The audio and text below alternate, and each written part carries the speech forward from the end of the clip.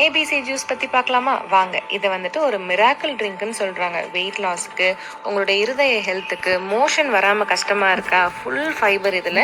கண்டிப்பாக ட்ரை பண்ணுங்கள். அடிக்கடி காய்ச்சல், நோய் எதிர்ப்பு சக்தியே இல்லை, 1 கிலோ என்ன விலைன்னு கேட்குறேன் நான் அப்படின்னு கேட்டிங்கன்னா அதுக்கும் ஏபிசி ரொம்ப சூப்பர்.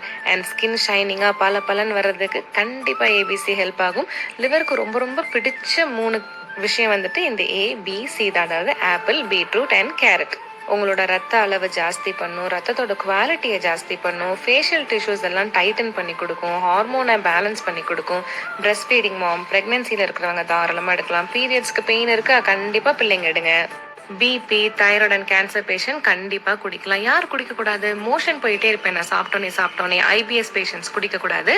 டயாலிசிஸ் பண்ணிட்டு இருக்கீங்க, பொட்டாசியம் ரெஸ்ட்ரிக்ஷனில் இருக்கீங்கன்னா குடிக்காதீங்க. கிட்னி ப்ராப்ளம் இருக்கவங்க குடிக்காதீங்க. டயபெட்டிஸில் இருக்கிறவங்க கம்மியாக குடிங்க. மாதத்துக்கு 10 நாள் குடிச்சுக்கலாம்.